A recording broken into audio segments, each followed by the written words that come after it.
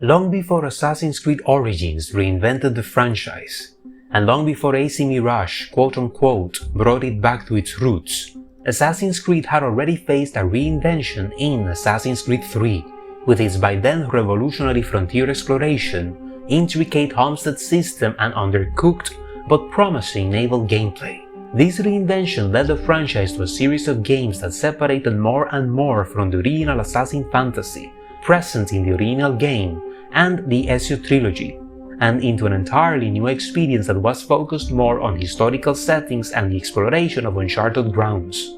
Sounds familiar?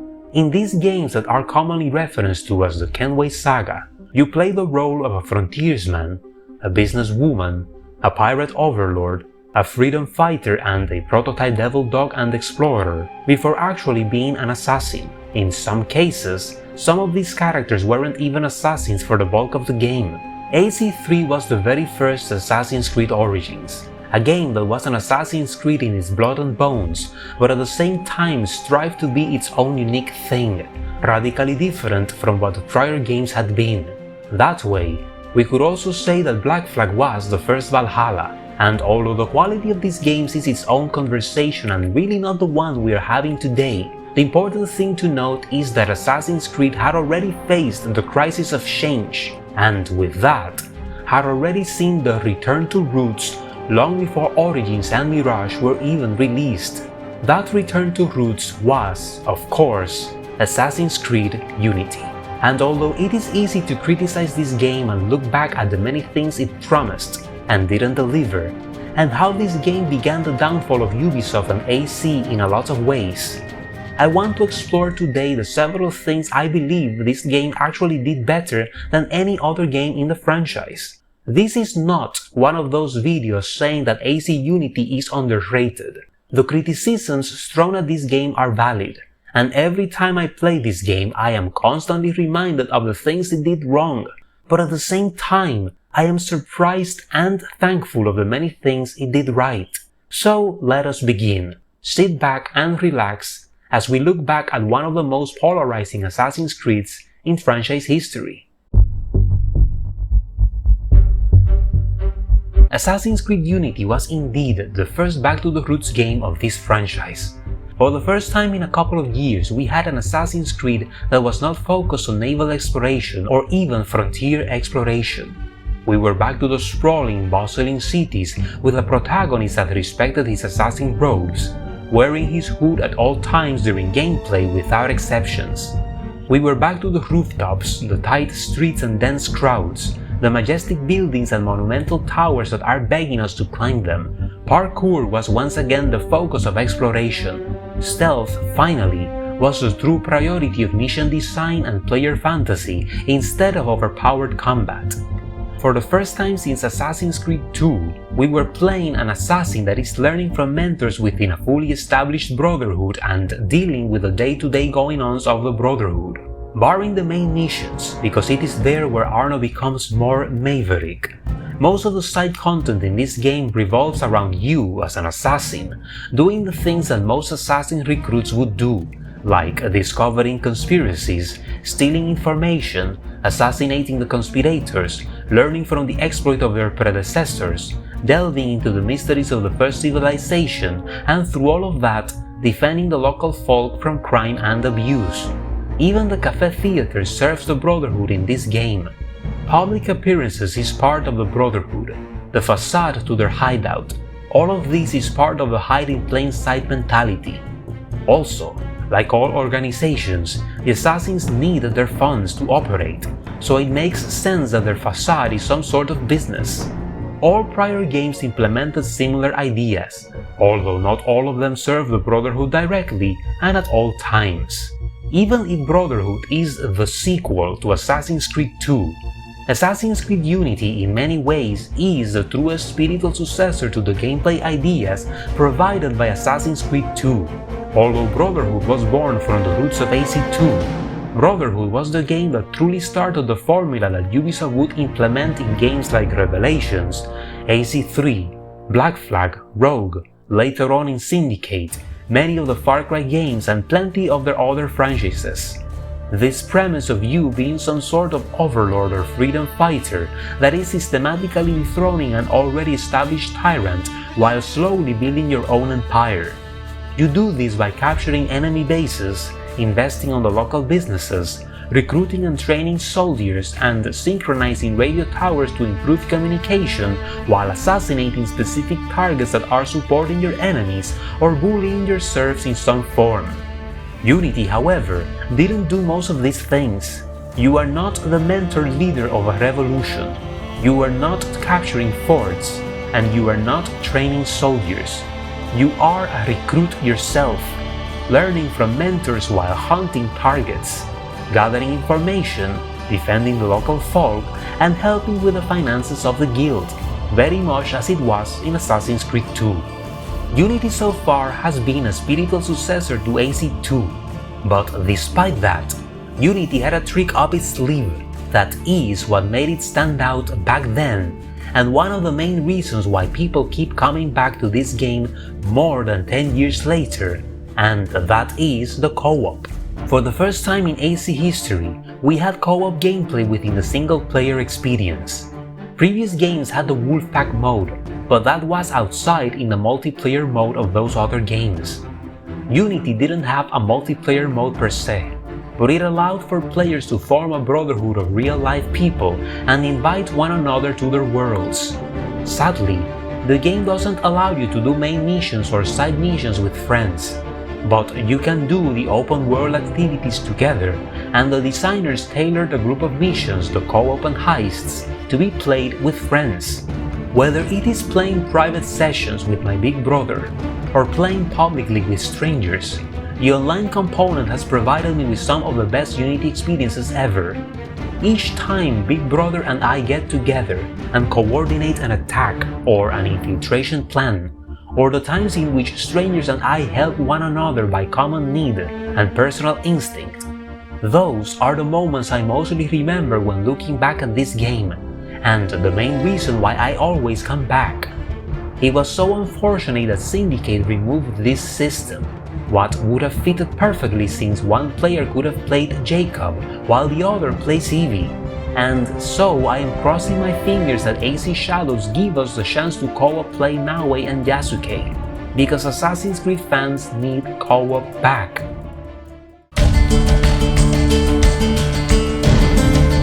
As I've already said in this channel, the Assassin's Creed games as a whole have way better systems than many people give them credit for.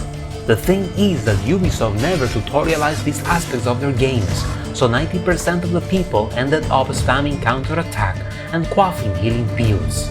Even worse, these games never really incentivized the need to learn their mechanics. AC2 is one of the most notorious in this regard. This game has one of the most intricate combat systems in the entire franchise, but you would never know by casually playing the game because the game doesn't teach you anything to you, and even worse, doesn't give you as a player the need to learn any of their intricacies. From the very first fight, you are introduced to the only ability you will ever need to beat this game, the counter-attack, and shortly afterwards, it will introduce you to the only weapon you will ever need throughout the entirety of the Ezio trilogy, which is the Hidden Blade. In any case, the game will always fill you with enough coin to buy enough medicine to shiz out of every precarious situation, and you don't even have to play out an animation when you use them. Just press a magic button in between any action and you are instantly healed. Assassin's Creed 3 increased the challenge by removing medicine and thus the ability to heal during combat, and by making some enemies immune to counters, thus forcing you to learn new techniques, but this was reduced significantly in Black Flag, which made most enemies counter-vulnerable again, and by giving you access to an instant finisher after breaking an enemy's defense. All the while, weapons in these games are more cosmetic than anything else. You change them simply because you want to see new designs and animations play out, not because they really have any significant difference that justify their use. For all of these reasons, people normally think that the AC games have simplistic combat when in truth, that is not the case. Unity was the first game that actually started to give more relevance to gear selection, and the need to understand what you are doing in the game to better survive. The tutorialization was still bad, but at least the challenge forced you to learn how to play properly and remain more focused throughout each encounter. Weapons, although still bound to visual preference, have way more differences in terms of stats. So, for the first time in the franchise, buying a more costly weapon yielded a significant improvement than it did in the previous games. This happened mainly because the developers, for the first time in the franchise, and for both good and ill, removed the ability to use the hidden blade in combat, and also remove the ability to instant kill an enemy after performing a parry, thus making combat automatically more challenging and weapon selection by far more relevant. These improvements, however, once again, were reduced in Syndicate, creating a combat system that, for as visually enticing as it is however more basic than it has ever been in the franchise, and for the first time really living up to its reputation for simplicity. Ubisoft has this very nasty habit of creating something that is good and innovative, and then oversimplifying it to make it more accessible to a wider audience. Or even better, removing said good idea entirely. Assassin's Creed Unity was really the first mainline entry to fully commit to indoor stealth, and thus, mechanics. Although indoor stealth was being featured heavily since the Ezio days, it was in Unity that stealthing in those scenarios actually became more viable. Before, in the Ezio Trilogy and Kenway Saga, indoor stealth in the best of cases was limited mainly to figuring out the best parkour route that could lead you to or away from enemies without being spotted. A good example is the Bel Riguardo Palazzo in AC Brotherhood, in which you can move unseen once you figure out the correct path. In the worst of cases, you have the plenty of Castello missions in the same AC Brotherhood, in which you have to infiltrate the Castello without being seen, yet the game had no clear parkour path and absolutely zero mechanics for the player to hide indoors. No hiding shadow mechanics like the other contemporary Ubisoft stealth franchise Splinter Cell, no disguise systems like future AC games would have, no corner blend, no crouch mechanic. It simply was an indoor stealth section shoehorned into a social stealth game. Unity, however, was the first mainline game in the franchise to commit to indoor stealth, not only by maintaining corner blends, but also adding the ability to crouch and dash around chairs and tables, even if it was janky and impractical in the moment-to-moment gameplay, and by allowing us the capacity of disguising even if the system was not as fleshed out as it was in Liberation. The best thing about Unity's stealth is that it didn't remove social stealth like future games would do, and various missions across the game have you mixing mechanics from both spectrums in order to achieve your goals. This game was also the only one of those older games that have a separate button for missile weapons and a separate button for bombs, what is a brilliant idea that for some mysterious reason was removed in Syndicate, going back to the tool button that encompasses both bombs and projectiles. However, this addition in Unity allows for so much freedom of movement and quick reaction in nick-of-the-time moments, because it reduces the times you have to change tools, thus increasing your reaction time. This game also brought back the full bomb aiming system from Revelations that was absent in AC3 and 4. This ability to aim your bombs anywhere allowed for even more creative freedom during your stealth scenarios, because you could throw your smoke bombs anywhere and create fog curtains to cover your movement. In AC3 you could still aim, but it was only at characters and not at the environment, similar to Brotherhood, and Black Flag removed this system entirely and brought the franchise all the way back to AC2 by having Edward throw the smoke only at his feet, once again turning this tool into just a getaway car during combat or when spotted during stealth. Assassin's Creed Rogue kind of brought back the full manual aiming system of Revelations with the introduction of the air rifle, with which you could aim and fire sleeping bombs, grenades and berserk bombs. but you still couldn't aim and fire smoke bombs. However, when Unity reintroduced Revelation's full aim system, we once again had the capacity to use smoke bombs not just to cover ourselves and escape, but also to blind specific targets or simply to create a curtain of fog to cover our steps. This, thankfully, was retained in Syndicate, but lost once again in Origins. Now, the parkour is both a hit and miss in this game. Even if this was certainly the last great parkour system of the franchise, its buggy, floaty nature, the lack of manual side ejects and consistent grab ledge kills this system when put in contrast to the original 4 games and even the Kenway Saga. Even the parkour down feature, although one of the highlights of this game and certainly one of the best aspects of the system, was not entirely an original idea. AC3 was truly the first game to feature a command like that, and even in the original games you could perform similar feats with your punch attack, even if the games hadn't a specific command for the action. In channels like Jazer's, you can encounter extensive tutorials in which he explains the intricacies of AC3's parkour down ability. And he even made a very humorous yet informative video demonstrating instances of parkour down throughout all previous games before Unity supposedly introduced the idea.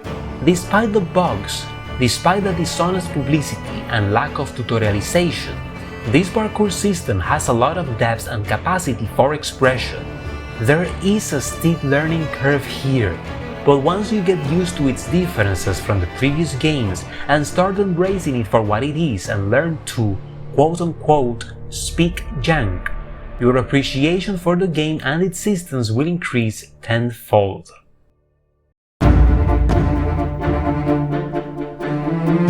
One of Unity's strongest aspects is its mission design. Most of you have probably heard of the black box missions of this game, and they are as good as they sound. Considering that the original Assassin's Creed was a game with less linear mission design, the Ezio Trilogy and AC3 was all about bombastic set pieces not unlike a Prince of Persia or an Uncharted game, that steal your breath away but always play in very similar ways. Due to the criticisms that AC3 gathered because of how scripted it always was, and how it ended up stealing agency away from the player, Black Flag was made with a more open-ended mission structure in mind, and that dramatically improves the moment-to-moment gameplay of that game. Road followed Heat, also giving you more open-ended missions and letting the player figure out how to solve them. But it was Unity the one that carried the idea to the next level, giving you some of the biggest and most complex missions yet, with an array of opportunities and ways to find and eliminate your targets. This design is used on most missions in the game, and even if there are a few set pieces here and there, which isn't a bad thing at all, only when it is overdone, the bulk of the game allows you to think for yourself and strike as you will, rarely punishing you with instant failures and the like. And the black box missions are not the only good thing about the mission design of this game. Even the more linear missions, like tailing missions, are better here than in most of the previous games. Tailing missions were interesting in the original Assassin's Creed. They were moody and had real obstacles to take into account when doing them, like beggars and bullies. But in future games they take too long, with an enemy that walks with the pacing of a mummy, and the slightest missteps desynchronizes you. In all of these games you find yourself trying and retrying the same sequences again and again, simply because some guard in a rooftop a mile away took issues with you climbing a tree. Games like Black Flag are infamous for the overuse of tailing missions. You are mostly following someone on foot or on boat, and the slightest missteps desynchronizes you. The backlash was so fierce that in future games, these missions were reduced or eliminated entirely. Unity handles them pretty well, because they are very short and fun to play, and this opened the path for Syndicate, which did them even better, by adding alternatives to situations. For example, if the targets get too far from you, you are not desynchronized immediately. Instead, you are prompted to relocate the target in the area where he was heading to. Another thing that Unity did better than the previous games was how they handled the chase sequences. Once again, there are way less than in previous games, last for less, and are better justified in the plot. I remember this highly immersive moment in the Dead Kings DLC, in which you had to follow an officer to get a key, and that entire mission is a great example of what I am saying right now. Tailing that guy was short, fun, and expressive because there were alternative paths to following him, both on the ground and on the rooftops, and when the inevitable chase sequence comes, they justify it way better than they usually do in other games. When Arnold reaches his destination, he overhears a conversation between the officer and a messenger, in which he hands him over the key and ushers him to move with haste. The messenger runs away, and you have to run after him to catch him. Now, all of this sounds like standard AC stuff. The difference is that the chase sequence was better justified than how it usually was in previous games. The Ezio trilogy was infamous on that regard, always having these annoying skinny guards with a plumed helmet positioned in places in which you couldn't get to him unless he sees you first, thus forcing the chase sequence. I never liked that, because Ezio is supposed to be this stealthy badass, but he is always being seen by someone. In Brotherhood, he doesn't even try to hide, always walking right in and forcing me to run after a marathon runner in wolf disguise. We even had to chase a freaking cardinal, old and plump, across the scaffolds of a church. Yes, the sequence is incredibly atmospheric and memorable, but for God's sake, it is ridiculous. There is simply no way that this pompous fool can challenge Ezio in a parkour race. No! And then we have that other moment in Revelations in which Ezio tries to blow a barrel and ends up shooting one of the guards instead, alerting the others and forcing you to run after them. And this didn't happen only in the Ezio trilogy. Connor also suffers severely of these things, often shouting at enemies from a distance, alerting them and forcing a needless chase sequence, and that monstrous moment in which they had me follow this guy for 10 minutes straight, only to have Connor burst through the door in a cutscene and I had to run after the guy nevertheless. The point that I am trying to make here is that I never liked these missions because they made the assassins look stupid and clumsy. This is very much like each time they instantly take you and force you to fight enemies. The combat or chase sequences weren't well justified. They weren't even the punishment for failing stealth. They were just shoehorned into the game, whether you like it or not, to offer variety. And although I appreciate variety in games, I don't appreciate sloppy design that makes our heroes look bad. This is another thing that AC Unity, and Syndicate afterwards, did way better.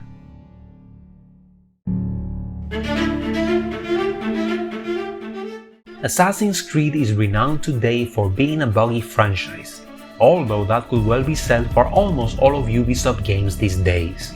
Ubisoft is the equivalent of Sierra Online back in the 1990s, a company with some of the most innovatively interesting games, however marred by incessant bugs.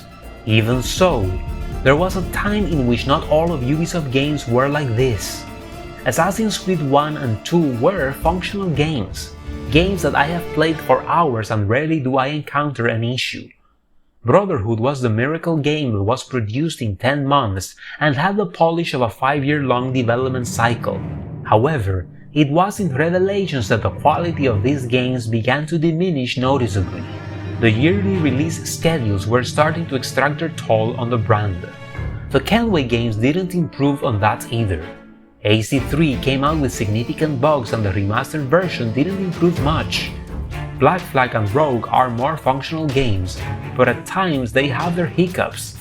The engine was starting to show its age, and the games were simply becoming too big and ambitious for the 360 and PS3 to run properly. Unity, however, was going to fully move the franchise to the next console generation, with a revamped system and all. The game on premise should have been not only a technological improvement from the previous games with its stronger hardware, but the more focused design on next-gen technology exclusively was certainly going to make things better. Okay, but that's how the game looked back in 2014. Let's jump forward to 2025 after all the patching and... Okay, maybe we should move on with the rest of the video. By now we all know that Unity's plotline is a study in wasted potential, and that is saying a lot in a franchise like Assassin's Creed that is overall masterful in wasting its potential. Unity as a story is a mixture of AC2 and AC3, borrowing tropes from both and even direct lines from them. Well played. The problem with Unity is that at times it can feel as a lesser version of its two inspirations. Simply said, young Ezio is 10 times more likable than young Arno, and the death of his male relatives is way more impactful than the death of both Arno's father figures, simply because we knew so very little of each one of them before they were killed, and afterwards we never get any sort of flashback missions to expand upon their characters. So much of Arno's story and motivations revolve around two men whose screen time didn't even make 5 minutes of the game. When it comes to the depiction of the Revolutionary War, AC3 is obviously the better game, depicting battles, characters and events, and giving them more relevance to Connor's story than Unity does, limiting most of the revolutionary conflict to the co-op missions and giving it very little relevance in Arno's personal story. That doesn't have to be a particularly bad thing though.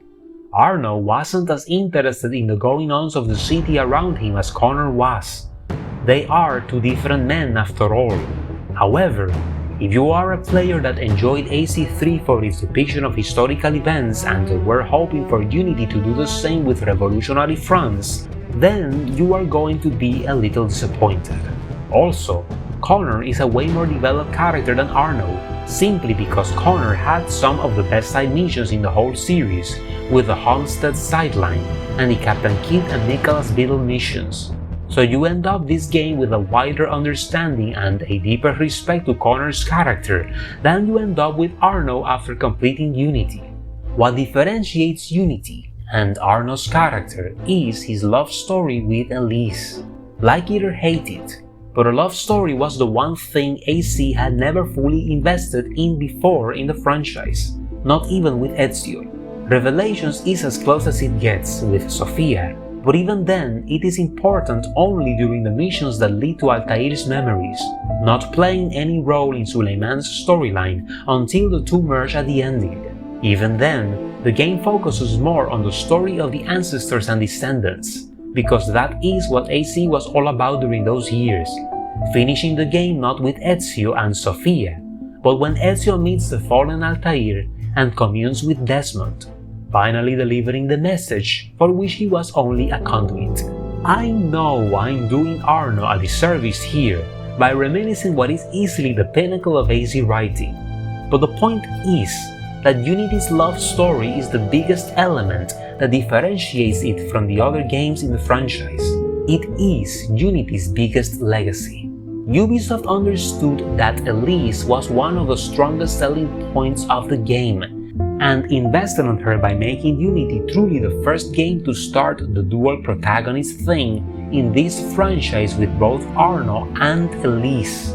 Even if she is not a playable character, she was, however, featured heavily in the publicity of the game, and at times more prominently than the same Arno. Before this game came out, its dual protagonists had always been from different times and places. Desmond in the present, Altair in the past. Desmond in the present, Ezio in the past. Some of these games even had 3 protagonists instead of 2, like Revelations, which features all 3 of its by then leads, Desmond, Ezio and Altair, and AC3 which once again featured Desmond, although this time with 2 new additions, Connor and Haytham Kenway. Now, AC3, technically speaking, was the first game to feature two protagonists in the same period. Both Connor and Haytham coexist and interact with one another. The difference is that Haytham was never featured in the publicity of the game. This game was marketed as an American Revolution game with an assassin battling the Templars that are pulling the strings of the war. It was never featured as the father and son that are pitted against one another due to their differing allegiance and story that it is, mainly during the final act of the game. The same can be said for the publicity of the previous games, which focused only on the ancestor character and never on the subject character. Unity, however, featured Elise prominently in the publicity of the game, even revealing her nature in the trailers and marketing the story more as the Romeo and Juliet love story in revolutionary France that it is. Assassin's Creed 4 Black Flag attempted to do something similar with Anne Bonny in one of the trailers, featuring her as a love interest to Edward that is about to get hanged, possibly hinting at a sort of tragic love story in a pirate setting. However, the endgame focused more on Mary Read, which is absent from the publicity, and the whole execution drama, which severely affects Edward, happens with her and not with Annie. So it was really Unity the one to fully stick to the dual protagonists not only in the story but publicity as well, without changing any of the characters in the final product. For the first time, there was another character to look forward to in an Assassin's Creed game aside of the assassin ancestor. This is something that has changed the franchise significantly going forward. The next game, Assassin's Creed Syndicate, also featured two contemporary protagonists in Jacob and Evie Frye, only that this time both characters were controllable through all of the open world gameplay. Each had their respective missions, and the final mission of the game involves both of them as player characters simultaneously. I wish we would have had more missions like this in the rest of the game. Origins, although mostly centered around Bayek, also features Aya as a playable character at times. Odyssey has two possible protagonists from which you can choose from at the beginning. Valhalla gives you the possibility of almost character create Eivor by even choosing his gender, and AC Shadows kind of brought Syndicate's vision to the next level by not only allowing you to simultaneously change between Yasuke and Naue during gameplay, but also play main story missions with whomever you want. And all of this started with Arno and Elise. So, in the end, Unity's seemingly forgettable story impacted the rest of the franchise in a way that will always be present in some form. You cheated. You took too long. I love you.